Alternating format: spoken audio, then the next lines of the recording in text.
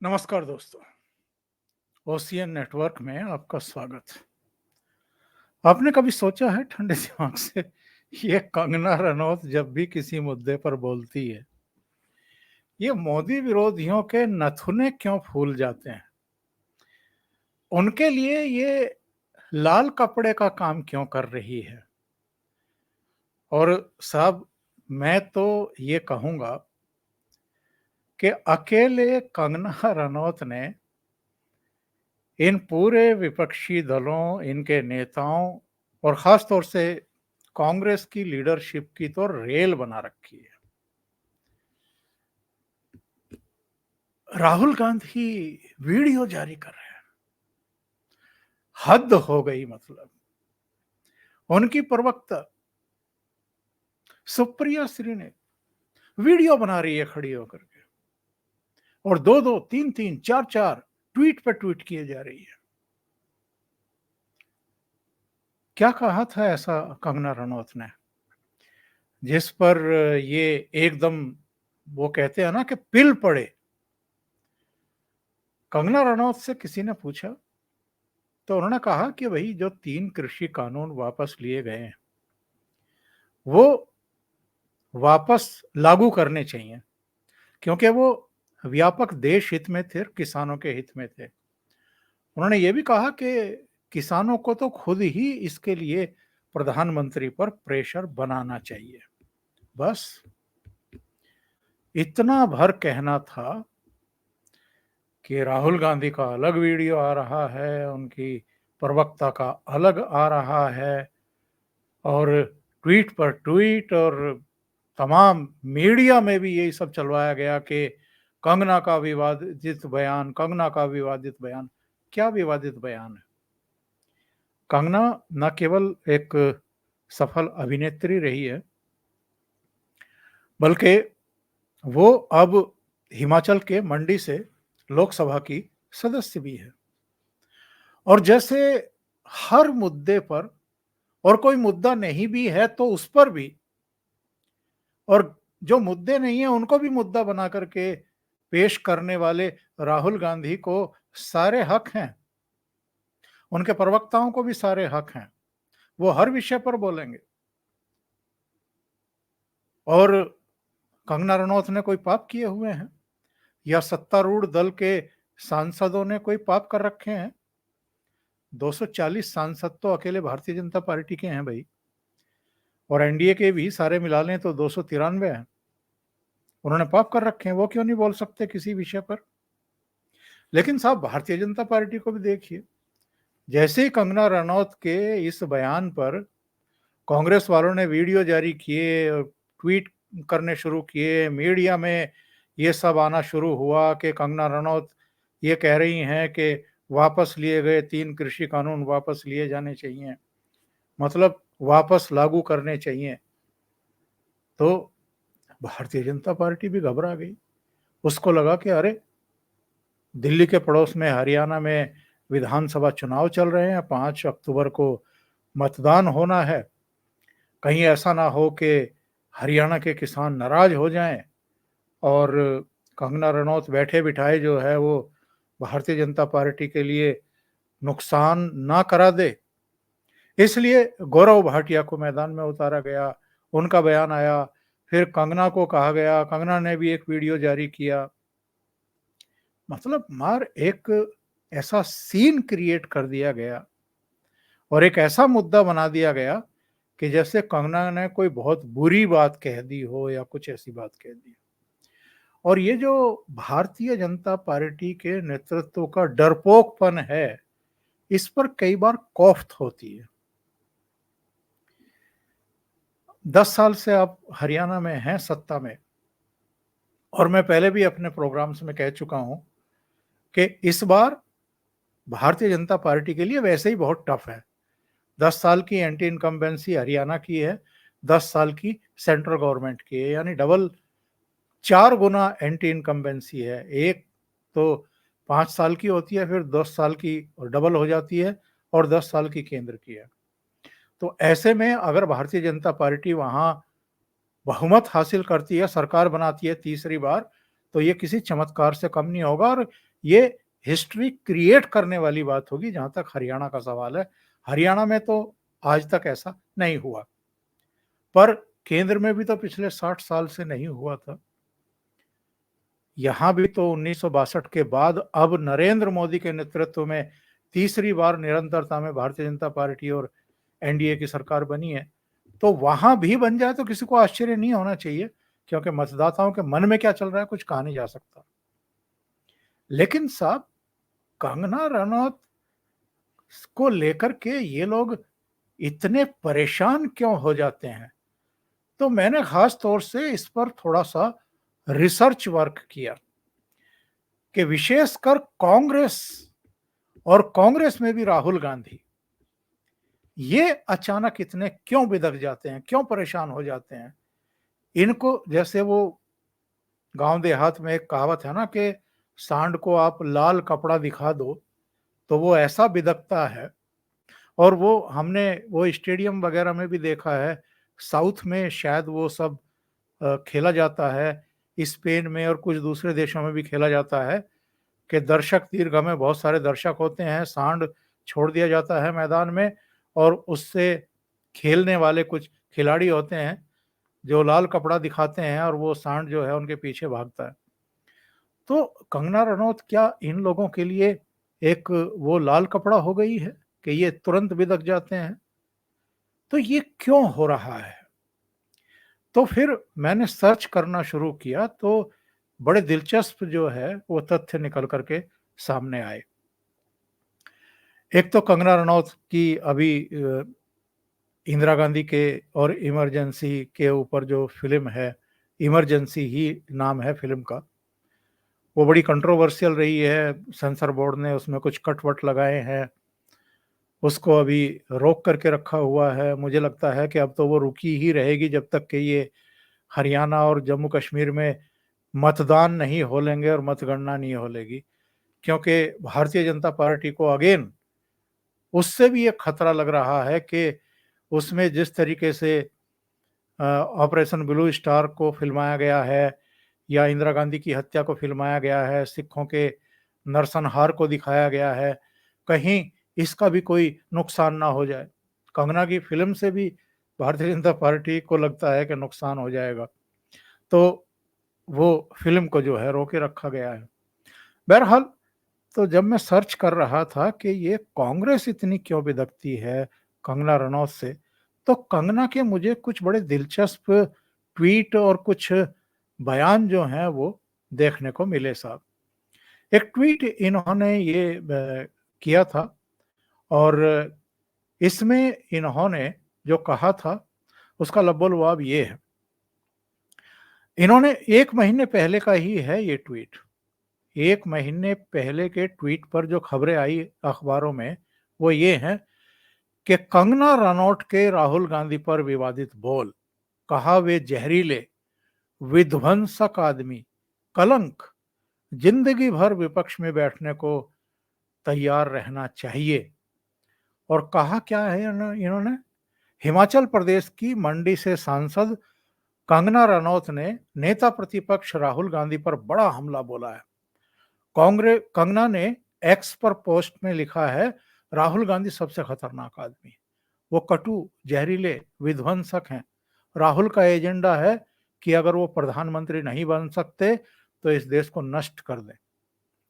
कंगना ने लिखा, हिंडनबर्ग की रिपोर्ट हमारे शेयर बाजार को टारगेट करती है, जिसका राहुल गांधी कल रात समर्थन कर रहे थे। वो एक बेकार की बात साबित हुई। वो इस देश की सुरक्षा और अर्थव्यवस्था को अस्थिर करने के लिए हर संभव कोशिश कर रहे हैं। कंगना ने तंज कसते हुए कहा, राहुल गांधी आप जीवन भर विपक्ष में बैठने के लिए तैयार हो जाइए।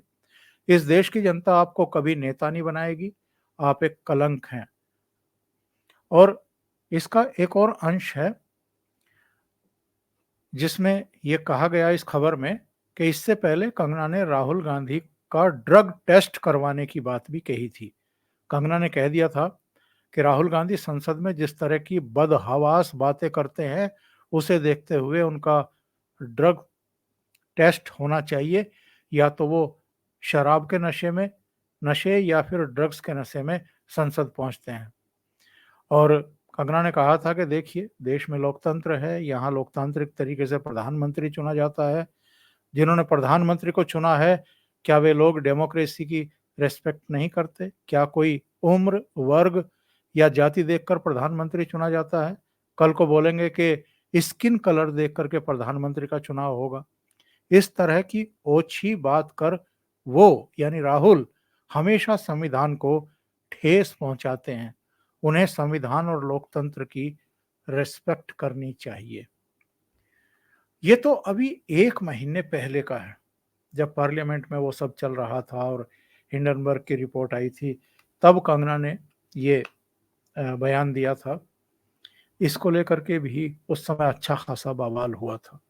कांग्रेस ने भी, कुछ विपक्षी दलों ने भी इस तरह के बयान दिए थे। जब लोकसभा के चुनाव हो रहे थे, आपको याद होगा, मंडी में चुनाव लड़ते हुए कंगना रनौत ने बड़ा पप्पू और छोटा पप्पू का एक बयान दिया था। ये क्या बयान था? ये वो बयान है, कांग्रेस ने कंगना रनौत के बड़ा पप्पू छोटा पप्पू वाले बयान पर पलटवार किया। तो ये बड़ा पप्पू और छोटा पप्पू क्या है? उन्होंने एक्चुअल में जो विक्रमादित्य सिंह हैं, वीरभद्र सिंह के बेटे, जो उनके खिलाफ चुनाव लड़ रहे थे मंडी से, उनको छोटा पप्पू कहा था। और बड़ा पप्पू कौन है ये तो मुझे बताने की जरूरत नहीं है। उसके बारे में तो पूरा जो भारतीय जनता पार्टी का इकोसिस्टम है पूरा वो, और सोशल मीडिया पर भी आप जाएंगे तो आपको पप्पू किनको कहा जाता है ये आप अच्छे तरीके से जान और समझ लेंगे। अब ये जो बयान इनका ताजा आया है, इस पर जिस तरीके से कांग्रेस ने रिएक्ट किया और राहुल गांधी ने एक बार फिर वो वीडियो जारी करके जिस तरीके से प्रधानमंत्री नरेंद्र मोदी पर एक और अभद्र टिप्पणी की, एक ऐसे शब्द का इस्तेमाल किया, इसमें लास्ट में आप सुनेंगे जो प्रधानमंत्री के लिए इन्होंने एक शब्द का यूज किया है, और ये फिर से इनकी कुंठा जाहिर करता है। बयान चलिए दिया है कंगना रनौत ने। आप कंगना तक सीमित रह जाइए, क्योंकि आपको उन्होंने कुछ कहा कि भाई इनका ड्रग्स का टेस्ट हो, शराब का टेस्ट हो या पप्पू का, या जो भी कहा, तो आप उनसे अदावत रखिए। लेकिन जो ग्रंथी है और जो ये दावा करने लगे हैं तो सार्वजनिक रूप से कि मोदी जी की जो छवि थी अब उसको हमने फाड़ दिया, तो ये फिर से उसी तरह की एक कोशिश इस वीडियो के जरिए है। सुनते हैं जरा इन्होंने कहा क्या है। बीजेपी के जो लोग होते हैं ये आइडियाज को टेस्ट करते रहते हैं। ये किसी से कहते हैं कि आप ये आइडिया पब्लिक में रखिए और फिर रिएक्शन देखते हैं। यही हुआ है। उनके एक सांसद ने किसान कानून, जो काले कानून थे, उनको रिवाइव करने की बात की है। मोदी जी, आप क्लैरिफाई कीजिए, आप इसके खिलाफ हैं या आप फिर से बदमाशी कर रहे हैं? क्या वो किसान के आप इसके खिलाफ हैं या फिर से बदमाशी कर रहे हैं?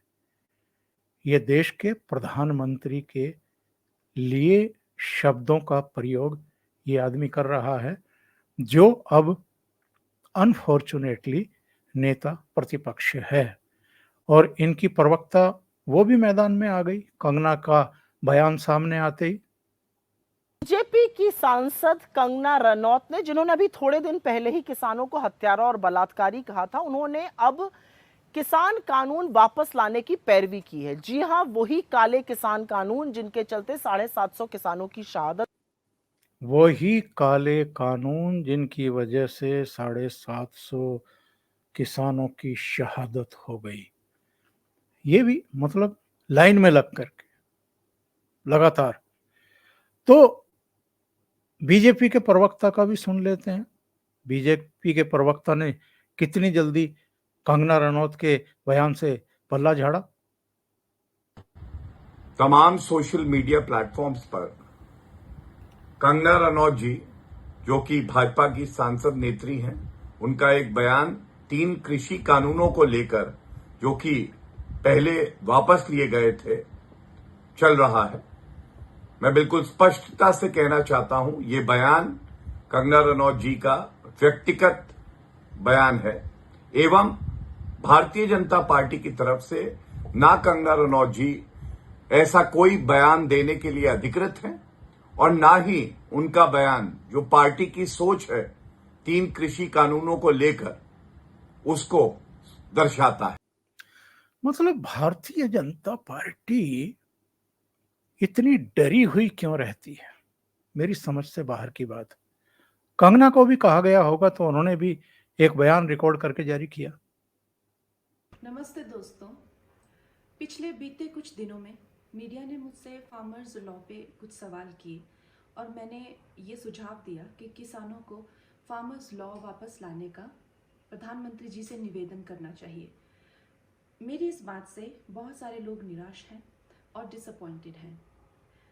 जब फार्मर्स लॉ प्रपोज हुए थे तो हम बहुत सारे लोगों ने जो है उनका समर्थन किया था, लेकिन बड़ी ही संवेदनशीलता से और सहानुभूति से हमारे माननीय प्रधानमंत्री जी ने वो लॉज जो थे वापस ले लिए थे और ये हम सब कार्यकर्ताओं का कर्तव्य बनता है कि हम उनके शब्दों की गरिमा रखें। मुझे ये बात भी ध्यान रखनी होगी कि मैं अब एक कलाकार नहीं, भारतीय जनता पार्टी की कार्यकर्ता हूँ और मेरे ओपिनियंस अपने नहीं होने चाहिए, वो पार्टी का स्टैंड होना चाहिए। तो अगर मैंने अपने शब्दों से और अपनी सोच से किसी को डिसअपॉइंट किया है, मुझे खेद रहेगा। I take my words back. मतलब कंगना रनौत का भी क्या हाल कर दिया बीजेपी ने। अब आप इसको देखिए। अब आते हैं कि कंगना रनौत ने अलग अलग समय पर जो बयान दिए हैं उनमें गलत क्या था, सही क्या थे और हंगामा है क्यों बरपा। मेरिट पे बात करें तो जरा ज्यादा ठीक रहता है ना।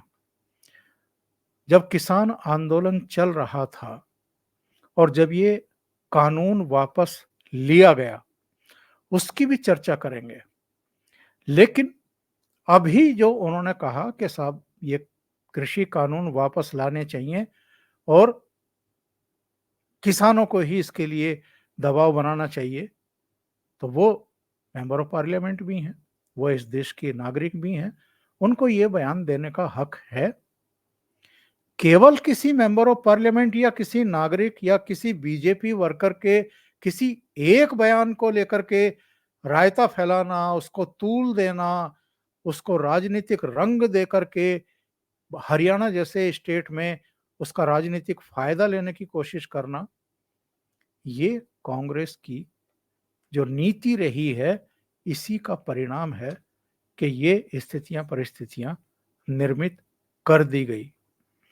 इन्होंने अभी 25 अगस्त को एक बयान दिया था और वो बयान ये था कि साहब किसान आंदोलन के जरिए भारत में ये बांग्लादेश जैसे हालात पैदा करने की तैयारी कर रहे थे। यहां भी हो जाता अगर मोदी जी जैसा मजबूत नेतृत्व ना होता। कंगना ने यह भी बयान दिया था कि साहब वो जो 13 महीने का किसान आंदोलन यहाँ पर किया गया था उसमें लाशें लटकी हुई थी, उसमें रेप हुए थे, एक लंबी प्लानिंग थी, बांग्लादेश जैसा षड्यंत्र था और चीन और अमेरिका जैसी ताकतें भी लगी हुई थी। तब भी बीजेपी ने उनके इस बयान से किनारा करते हुए कहा था कि ये उनकी अपनी राय है। अब मुझे बताइए सर, उस समय भी हमने प्रोग्राम बनाए थे, क्या मर्डर नहीं किया गया था? क्या बैरिकेड पर एक 35 साल के पंजाब के नौजवान की तलवार से काट करके डेड बॉडी बैरिकेड पर नहीं टांग दी गई थी? क्या बहादुरगढ़ और टीकरी बॉर्डर के बीच में जो बंगाल से एक युवती आई थी उसके साथ रेप नहीं हुए थे? दोनों घटनाएं हुई थी। तो ऐसे में कंगना ने क्या गलत कहा था? कंगना ने बिल्कुल ठीक कहा था। भारतीय जनता पार्टी ही तब डर गई थी। अच्छा, नवंबर 2021 में वो कृषि कानून वापस ले लिए थे 13 महीने के उस आंदोलन के बाद।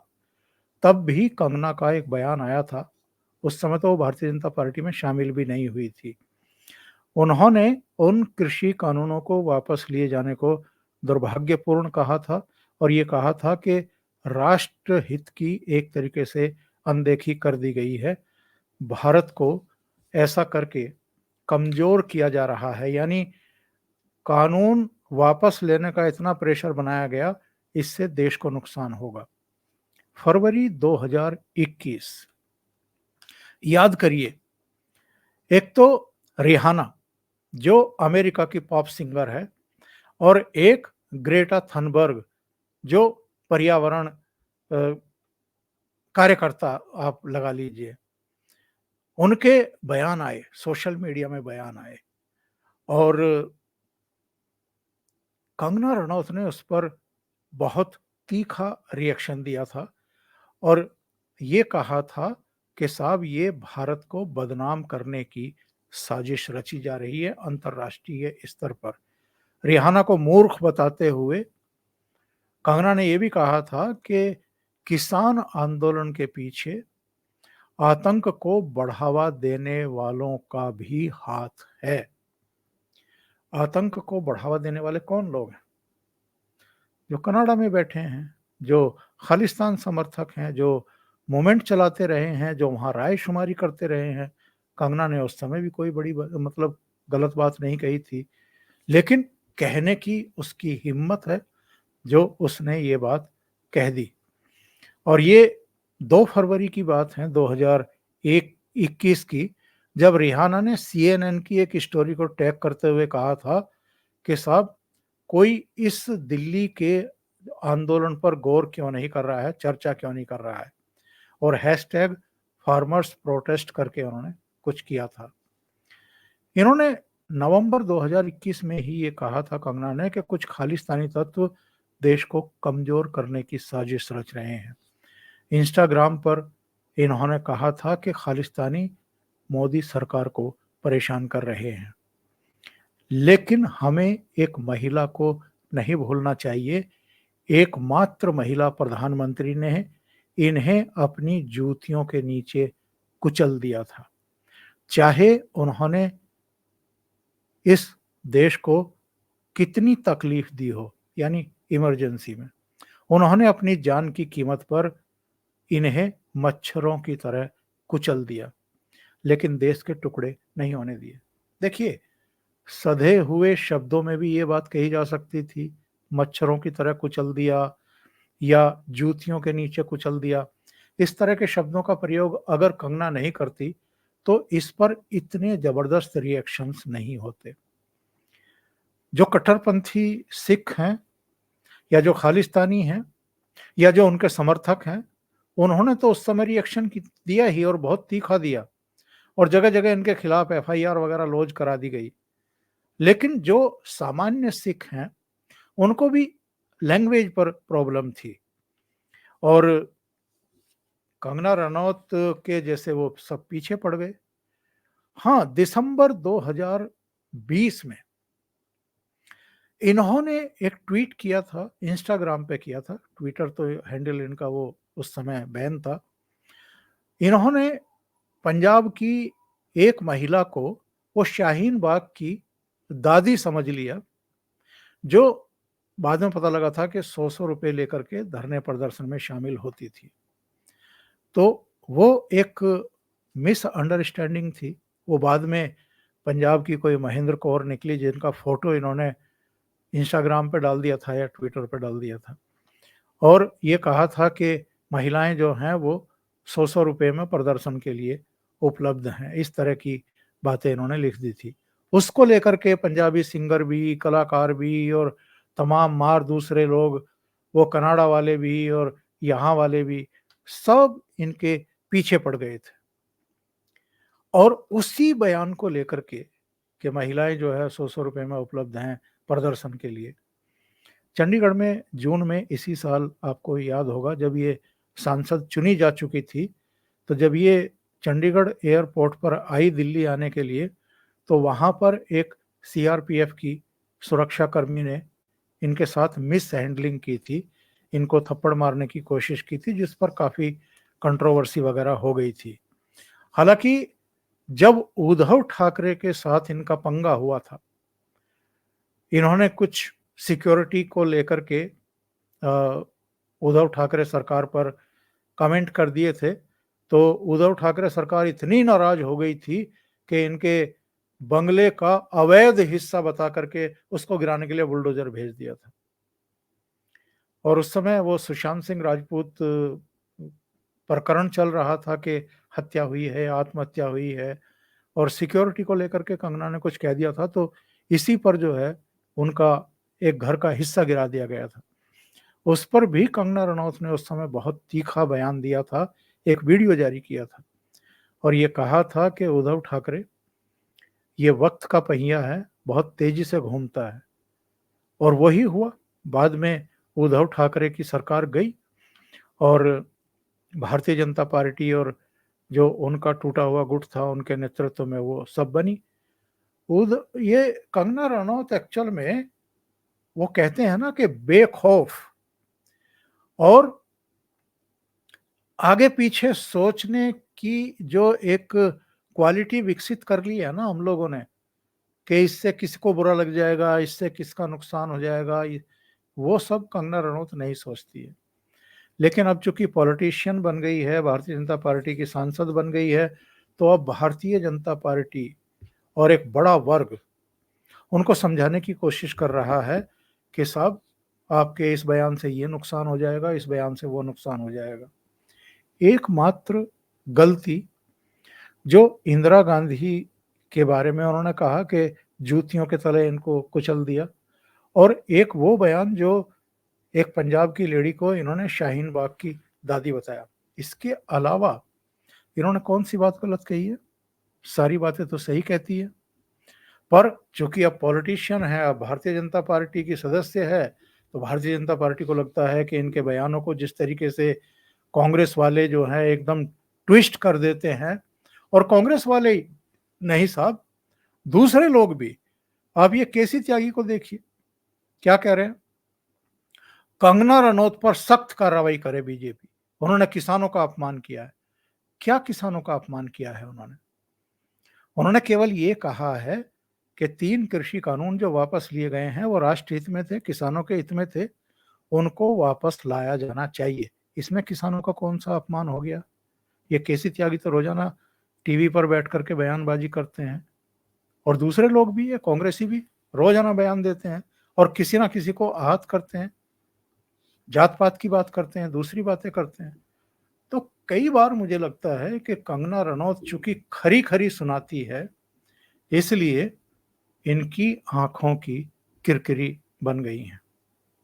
अभी के लिए इतना ही। बहुत बहुत धन्यवाद। अगर आपको ये चैनल और इसके कंटेंट पसंद आ रहे हैं तो लाइक करें, कमेंट करें, वीडियो को शेयर भी करें। अभी तक अगर आपने ये चैनल सब्सक्राइब नहीं किया है तो सब्सक्राइब कर लें और साथ में लगे बेल आइकॉन को दबाना ना भूलें, ताकि आगे आने वाले वीडियो और उनके नोटिफिकेशन आप तक पहुंचते रहें। बहुत बहुत धन्यवाद। नमस्कार।